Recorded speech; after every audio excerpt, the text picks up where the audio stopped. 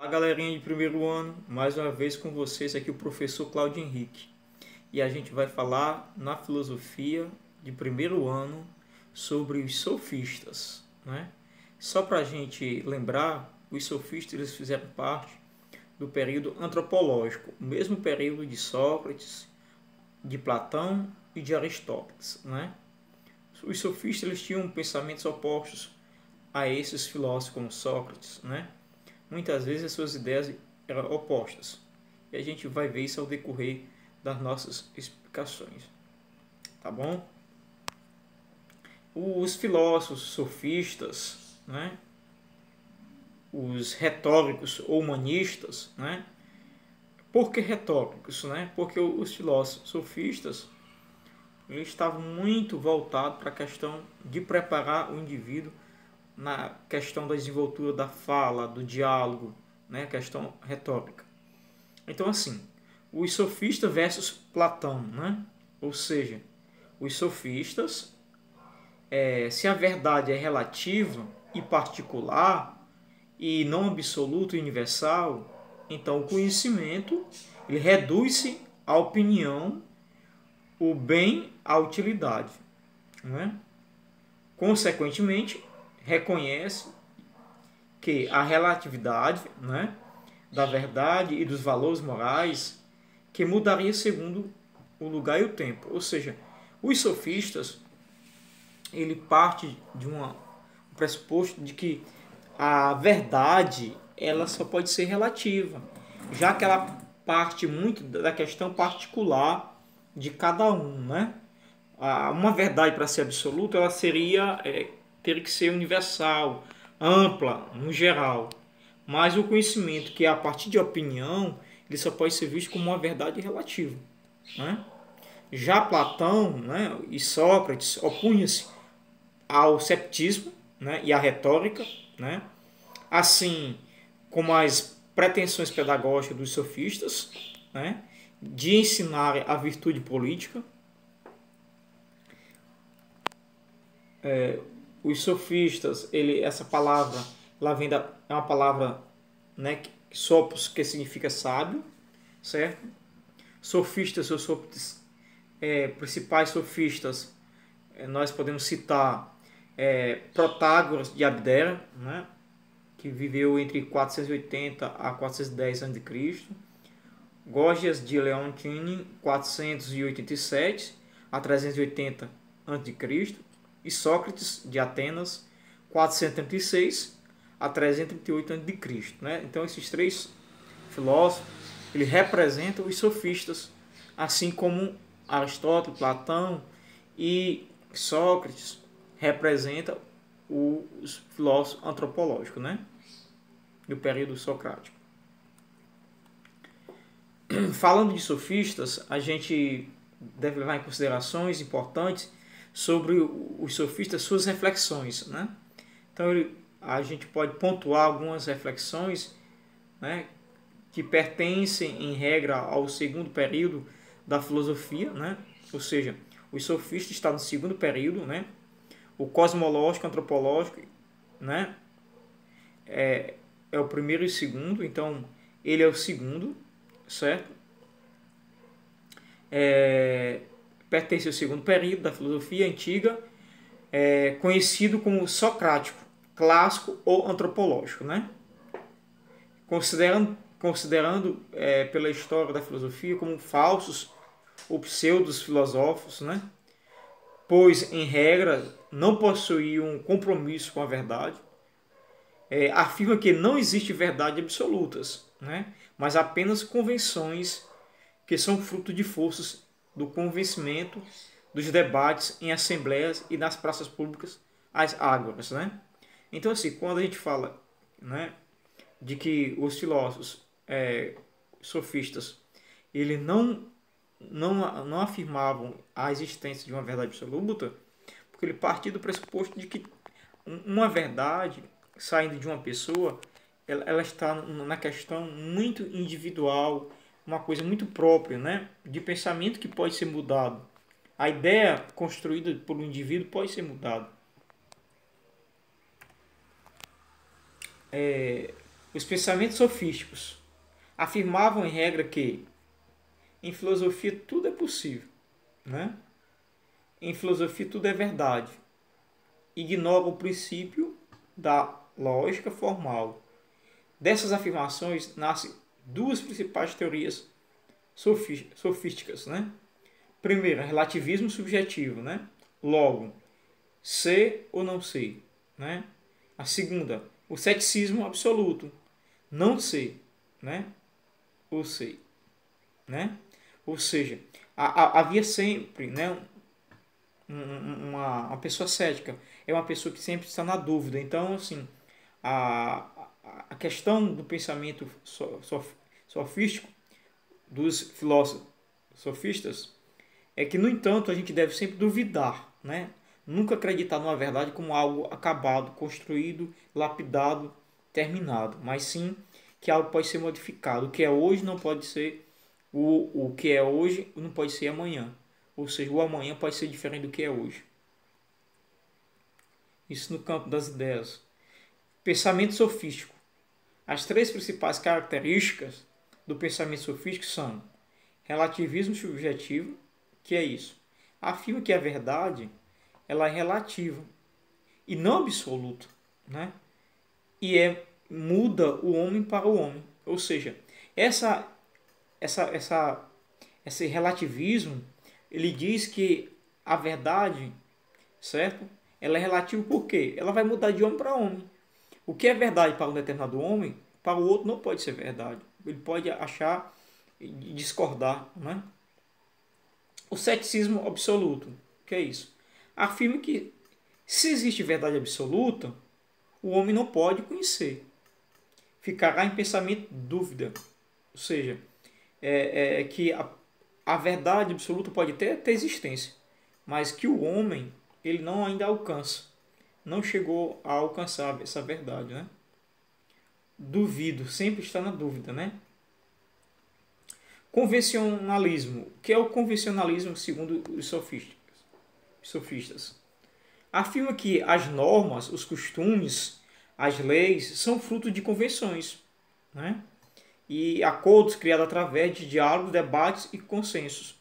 Ou seja, o que na verdade existe são convenções. O homem pode convencer o outro, né? Alguém pode convencer alguém a partir do diálogo, do debate, do consenso. Certo? Sofistas pseudos filósofos. Objetivo dos sofistas: o poder político, poder econômico, status social. Atenção! Para os sofistas, a felicidade humana só pode ser alcançada por meio do poder. Olha aí. Como é que os sofistas acreditavam que alguém poderia ser feliz?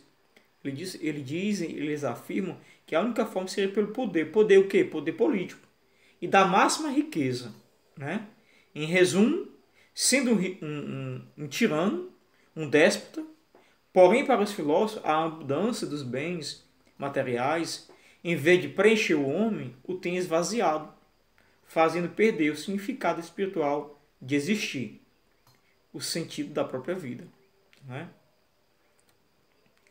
Os sofistas pseudos filósofos, eles têm contribuições dos sofistas para o Ocidente na política. Né? Na política, podemos dizer que fonte de remuneração, criação da oratória, né? A defesa dos interesses públicos e privados, ou seja, uma grande contribuição dos sofistas para o Ocidente seria a política. Né? Uma vez que o ensinar a prática da oratória, isso fez com que os políticos se apossassem desse bem, desse conhecimento. A educação é outro ponto, né? Reformulação dos conceitos pedagógicos, a criação das escolas científicas, porque na verdade os filósofos sofistas eles tinham um trabalho muito pedagógico, então essa contribuição também para o Ocidente foi forte, na questão da pedagogia. Os filósofos sofistas eles ensinavam aos seus discípulos que o conhecimento verdadeiro só poderia ser alcançado através do uso da razão, ou seja, a alma. E que o mesmo deveria ser válido para todos os homens, independentemente do tempo e espaço. Qualquer concepção distinta dessa seria apenas uma opinião. Ou seja, a alma estava ali, o segredo do conhecimento verdadeiro, na alma.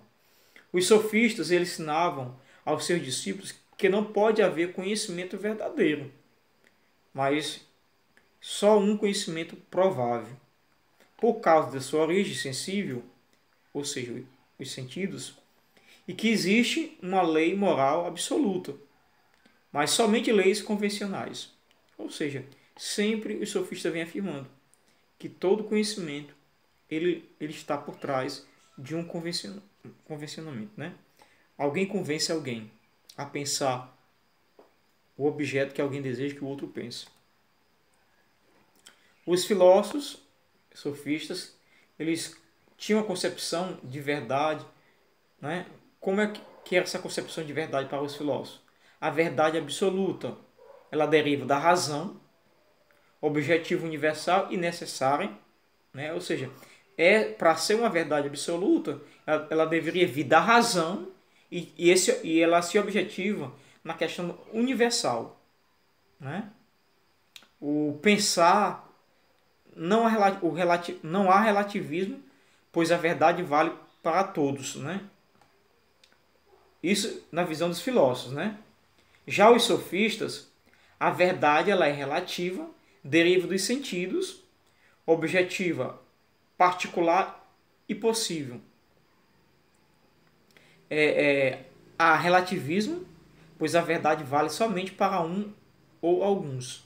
Ou veja bem, então, quanto os filósofos não sofistas, ele vê que há uma verdade absoluta e que essa verdade absoluta ela passa pela razão, ou seja, ela deriva da razão e objetiva universal e necessário. E pensar não há relativismo, pois a verdade vale para todos. Isso na visão dos filósofos, como Sócrates, Aristóteles, Platão. Já os sofistas, ele diz que a verdade ela é relativa, é o contrário do pensamento de Sócrates, que eles afirmavam que é absolutista, né? Na verdade é relativa para os sofistas, que ela deriva apenas de sentidos e ela é objetiva, particular e possível, né? E o relativismo, pois a verdade vale somente para um ou alguns, não é universal. Então, vai de encontro às ideias dos filósofos como Aristóteles, Platão e Sócrates. O que determina uma teoria como verdadeira? Proposição e sua quantidade. As proposições de uma teoria podem ser classificadas quanto à sua quantidade, proposta por Aristóteles em sua lógica formal, de 3 modos a saber: universal, particular e singular. O que é que ele chama de universal? Refere-se a todo ou nenhum filósofo, antigos, medievais e modernos, né? Particular, refere-se a alguns da maioria filósofos modernos e contemporâneos, minorias sofistas. Singular, refere-se a um ou uma sofistas, né? Os filósofos sofistas, portanto, para os filósofos, né? Para os filósofos, a razão produz o conhecimento verdadeiro absoluto. Os sentidos produzem a opinião falsa. Já os sofistas dizem o seguinte, que a razão produz o conhecimento verdadeiro relativo. Os sentidos produzem verdade relativas. Veja que sempre o oposto, né? Os sofistas sempre o oposto dos demais filósofos. Protágoras de Abdera, né? O que é que ele diz? O pai da filosofia sofista, né? As obras, a verdade sobre os deuses. Máximas, o homem é a medida, juiz de todas as coisas. Fatos, experiências particulares, daquelas que são enquanto são, daquelas que não são enquanto não são. Ideia de relativismo. Não existe verdade absoluta.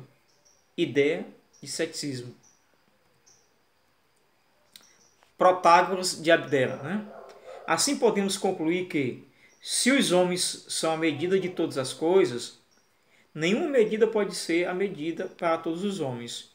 As coisas, assim, vão ser definidas por cada indivíduo. O que vale para determinada situação e pessoa não vai valer para outros.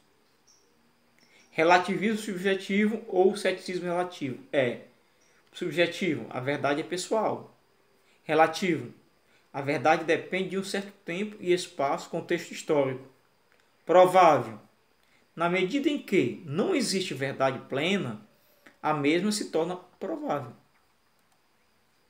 Relativismo subjetivo ou ceticismo relativo. Afirma que uma coisa é verdade se para eu parece verdade, independente da opinião do eu do outro. Em contrapartida, uma coisa é verdade para o eu do outro, independente da opinião do meu eu. Ou seja, o que eu penso, independente do que o outro pensa, é uma verdade para mim. Isso se torna relativo, né? Independente do que eu penso, com aquilo ser verdade, independente do outro, aquilo para mim é uma verdade. Então ela não passa de um relativismo, porque é o meu eu, né? Independente do outro. Relativismo subjetivo. A felicidade é um lanche. Aliás, a felicidade é um lance relativo. Quando eu for rica, só vou vestir Gabbana. Se algum dia eu for rico, só vou comprar roupa na C&A e Americanas. Ou seja,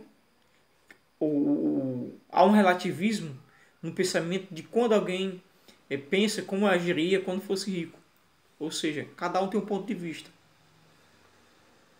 É muito subjetivo. Sai da questão de cada um, do pensamento individual, não do coletivo. Gorgias de Leontini, considerado por muitos o pai do ceticismo absoluto, um dos maiores oradores da antiguidade, tem como obra do não ser ou da natureza. Máximas, não existe realidade alguma. Se existe, o homem não pode conhecê-la. E ainda que a conhece, não a poderia expressar nem comunicar. Ou seja, segundo o filósofo Gorgias de Leontini, ele diz que a realidade, né, ela não existe para o homem, até porque o homem não pode conhecê-la. E ainda que a conheça, não poderia expressar nem comunicar. Ideia de ceticismo, ideia de relativismo. O ceticismo absoluto.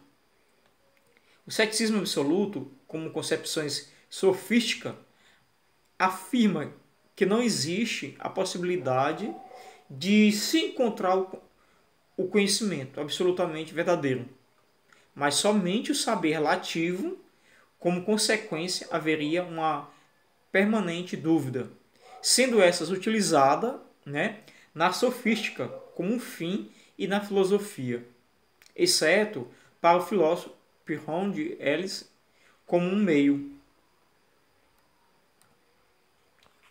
Gorgias de Leontini, no seu ceticismo absoluto, a verdade é impossível devido às duas fontes principais de erro. São elas, sentidos e razão. Os sentidos não são dignos de confiança, pois induz o homem ao erro, ao alternar a todo momento os desejos do corpo. Exemplo, sociedade e fome. A razão, por produzir diferentes opiniões que se apresentam divergentes entre si, revelando assim os limites e as capacidades da inteligência humana. O ceticismo sofístico, né, e o ceticismo filosófico. O que é ceticismo? Independente do ceticismo ser sofístico, relativo ou absoluto, ou ser filosófico, o ceticismo deve ser entendido como a impossibilidade de universalização do saber, ou seja, nunca existirá conhecimento válido para todos. O ceticismo sofístico, relativo, Protágoras de Abdera, absoluto, Gorgias de Leontini, a dúvida como fim. Ceticismo filosófico, escola cética, Pirron de Elis. Atenção, os filósofos posteriores irão utilizar a dúvida como um meio e não como um fim. vale ressaltar que a dúvida na filosofia ela tem um papel muito importante, né? Posteriormente aos sofistas, os filósofos eles vão utilizar essa dúvida não como um fim, mas como um meio para chegar a um conhecimento. Diferença do ceticismo sofístico, o ceticismo filosófico, né?